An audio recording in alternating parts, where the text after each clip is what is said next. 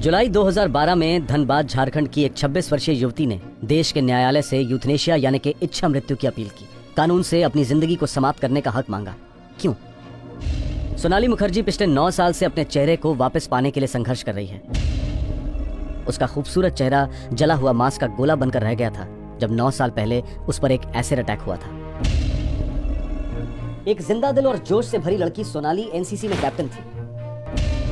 तो पढ़ाई लिखाई में टॉप पर थी और उसके कॉलेज ने उसकी हायर स्टडीज के लिए उसे फुल स्कॉलरशिप से पुरस्कारित किया था। वो अपने माता पिता की आंखों का तारा थी।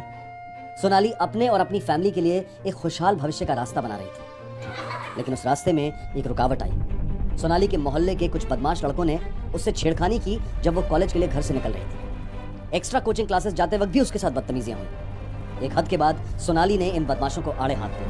नतीजा, एक भयंकर प्रतिशोध, कायरता और वहशीपन की एक खौफनाक मिसाल।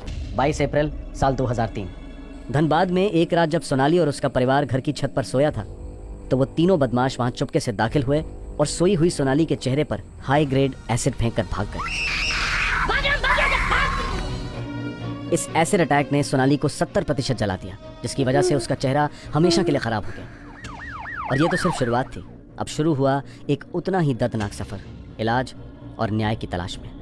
धनबाद से बोकारो और फिर बोकारो से दिल्ली। एक पिता अस्पतालों और सरकारी दफ्तरों के बीच पिस रहा था ताकि उसकी बेटी को राहत मिले, आराम मिले, इंसाफ मिले। और दूसरी ओर हॉस्पिटल के आईसीयू में सोनाली के लिए हर सांस लेना एक जंग थी।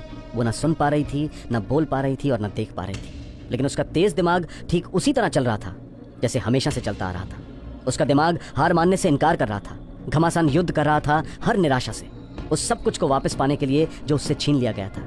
2003 से लेकर 2012 सोनाली की कई सर्जरीज हुई, जिसके खर्चे इतने भारी थे कि उसके पिता को अपना सब कुछ बेचना पड़ा, इस उम्मीद में कि सोनाली फिर से वही सोनाली होगी जिसकी मुस्कान खुशी के दिए जलाती थी। इस दौरान सोनाली के गुनहगारों को 9 साल की सजा सुनाई गई और सजा खत्म होने से पहले ही वो तीनों जमानत पर बाहर आ गए और आजाद नागरिकों की तरह अपना जीवन बसर करने लगे। सोनाली के पिता की आर्थिक हालत पूरी तरह से बिगड़ चुकी थी और उधर सोनाली की हालत में कोई सुधार नजर नहीं आ रहा था।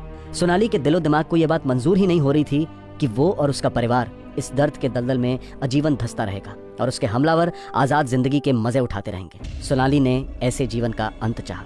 उसने सरकार से अपील की कि अगर आप मुझे न्याय नहीं दे सकते तो मुझे मृत्यु दीजिए। इससे पहले कि प्रशासन सोनाली की इस विचित्र मांग का जवाब देता, मीडिया द्वारा सोनाली की आक्रोश भरी आहें आम आदमी के दिलों तक पहुंच गई। डॉक्टर्स आगे आए मुफ्त सर्जरीज और इलाज करने। हर तबके के लोगों ने आर्थिक मदद ऑफर की ताकि सोनाली के ट्रीटमेंट में कोई रुकावट ना आए।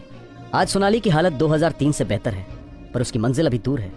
वो अपना खोया हुआ चेहरा वापस पाने की कोशिश में है। इस युवती के जोश की आग और लोहे जैसी हिम्मत को हम सब सलाम करते हैं।